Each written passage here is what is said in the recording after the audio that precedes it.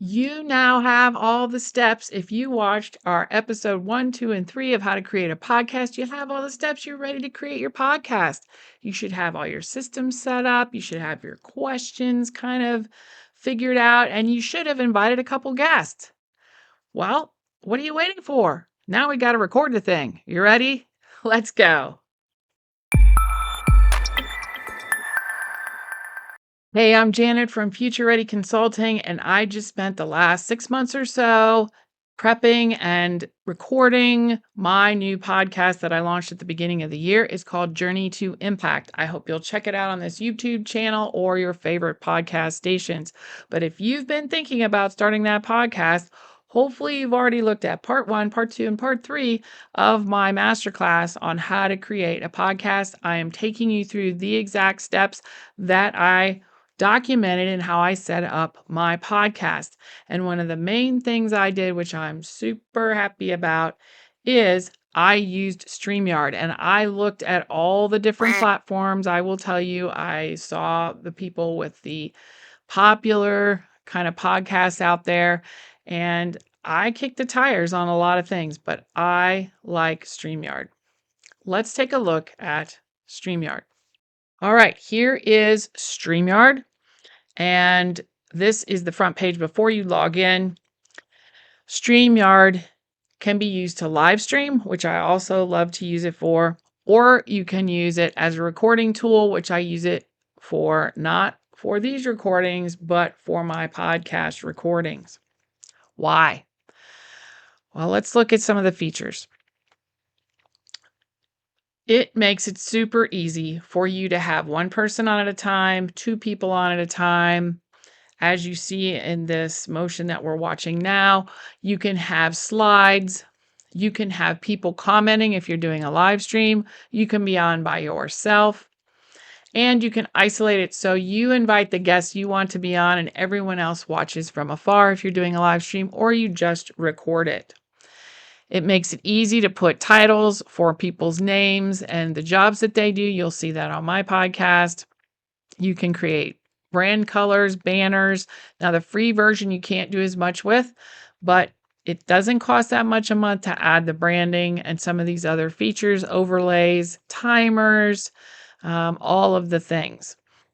If you're not a video editor, but you want to do a video podcast, use StreamYard, because that's going to allow you to have a professional looking podcast with having zero video editing experience. You can also go live on multiple social channels should you be wanting to do some webinars or live things on Facebook, YouTube, things like that. I like to broadcast on YouTube. All right, what else does StreamYard have? A lot of people use StreamYard, a lot of people. And if you watch some of their things, you'll be impressed with the high quality that is produced with, trust me, little editing. You can have as many guests on as you want. A lot of podcasts are easier if you have someone else with you partnering on that podcast. So think about a friend, family member, something like that that you might want to partner with, and then invite guests and both of you talk to that individual. No problem with StreamYard. You can have you all on at the same time. You can feature who's speaking. It's very easy to switch between views. You get studio quality sound with StreamYard. Don't use Zoom. You can use what you got to use to get your podcast started. But Zoom and all of the meeting apps are not great in keeping things high quality, high sound, and everything looking good. So I recommend StreamYard. There's a link in the description below if you want to give StreamYard a try. I'd love for you to do that. I don't think you'll be disappointed. I really did check out a lot of apps before I chose StreamYard. You can brand. You can brand right from the beginning. So again, you don't have to have editing experience. You can have your logo. You can have your colors in the background. Very cool. And you can move your webinars to StreamYard. If you're thinking about doing podcast recording now, maybe doing webinars in the future, StreamYard. I like apps that do multiple things. I'm not paying for a bunch of software. I want it to do multiple things. So that's StreamYard. Let me log in and we'll take a look at what my StreamYard looks like. All right, here's my StreamYard and what it looks like. So you could do a live stream and start that up right away. I use that for some of my Google presentations when I visit various rural communities in Ohio to teach Google trainings. You can see that on my live section of my YouTube channel. You can do a recording, which is what I do when I podcast. And you can do it on air. 3 different types of things with one tool. All right, so let's go in and let's do a recording and see how that works. You can also now do local recordings, so your guests can have a copy of the recording and you can have a copy of the recording. All right, you can have 10 people on stage at a time. It gets you into the studio. I don't know how this is going to work with me recording at the same time. Let's check it out. All right. So I am using my application, so I can't show you that right away, but put your display name in and your headline so that you can have your lower third. You can turn that on and off during the time you're in there, and your guest is going to get the same thing. So when they come in with your link, they're going to test their mic, they're going to test their camera, they're going to put the name that they want up there, so you don't have to worry about that, and then they'll put their headline if they want one. And you can edit that later if they put something that they didn't want or they weren't sure what to put. And again, you can turn those on and off during the production. So we're going to enter without having this all going for now. All right, so here we have my background that I had the last time I was in there. But you can put banners up, which is really cool. You can put your brand up. So as you see, I have a brand up here. You can have the StreamYard brand. I think the free version, you have to have the StreamYard branding. And then I can change to my business brand, or if I'm doing something for Main Street America, I can change to that. So that is really nice. And they stay in there in your account. You don't have to keep finding those logos and bringing them in. You can change your background as much as you would like. There's overlays that you can use.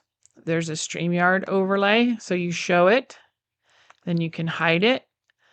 And depending upon the event you're doing, you put a different overlay on, and you can add more as you go. You can have a countdown video clip, and it even comes with music. A video clip, so if there is something you're wanting to promote, you could have a screen recording of whatever you're promoting, or a short ad that goes and plays before you start your webinar or your recording or whatever you're doing. And then you can choose your backgrounds. I uploaded this particular background, so you can create them in Canva or your favorite graphic program and upload it. And this is what I meant about changing views. This is super cool. You can't really tell because I've got nothing that I'm adding to the stage, but you can change how people appear, whether they're slides. If you want to teach something in a webinar, you can have the slide and you present. You can create custom layouts that you want to use for a particular broadcast, which is very, very cool. You can have comments coming in. So you can show the comments as they come up. This is great because if you have some comments that you don't want people to see, it just doesn't throw it up there. You throw it up there. So as the comments come in, you can click on it to show it and make reference to it, answer the question that's there, and then you can hide it again. Very, very cool if you're doing a live webinar or if you're doing a live broadcast. You can have private chats on the side. And again, you can have your brand here. Banners. So here's some example banners. You can use banners to summarize or have calls to action that come up at the bottom. So if you're doing a webinar, you want to preload these. Or if you're doing steps in a process, load the steps and then you show and hide those as you do your recording. So I love these banners because it looks super professional and you don't have to know how to edit video. Obviously, you hit record when you're ready to record. You can pause the recording, which I really like. I actually have a recording studio area that's near a train track, so I can pause the recording and then start it up again once the train passes. Or if I feel like the guest is looking a little tired, they need a drink, I ask them a question that seems to have thrown them off, then I can pause it and we can have a discussion about that question, or I can eliminate it completely and then I can hit record again and continue. And again, if you're not an editor, this helps edit out potentially bad sounds or bad parts of your podcast. It lets you at the end, when you're completely done, trim the beginning and the end, as well as trim pieces out in the middle. So again, you don't have to know how to edit video, but that's nice to know. You can cut the beginning off and cut the end off, or cut a middle piece off if you maybe repeated a question or things got off rails a little bit. I love that. You can present, so you can throw Google Slides up there. You can throw a different camera up there if you want a couple different angles. And you can throw a video file up there as well as share your screen. All of these things come across the bottom here, and you add them to the main stage when you are ready to do that. So basically, rather than spend time on the back end editing, you're spending time during the podcast turning these things on and off. Is it a little tricky to concentrate on all these different things? Yes. But as you do your podcast, think about slowing down. Doesn't have to be rapid fire. You can have your questions on your phone that you refer to. It doesn't have to be perfect. And in fact, a little more casual is probably better. You can have your questions on a second monitor if that's helpful for you. I put my questions on Elgato Prompter, and I have my guests there as well, so I can look at them and I see them and I look them in the eye. I actually put my questions on a second monitor and put them on the prompter, but you could do it differently, however you want to do that. All right, so that is StreamYard. What I do then, after we end the recording, then I go ahead and I download that recording, and I actually do put it in Camtasia, and I do edit it some. I can zoom in on somebody if I want to, because I don't have two cameras available. If somebody did something weird or I took a drink, it was like, oh yeah. If I forgot to switch cameras, I could zoom in on them on Camtasia. But when I do it with StreamYard, I have very little editing to do. I try to do that on the fly during the recording. I don't want to have to do a lot of editing on a 40-minute podcast.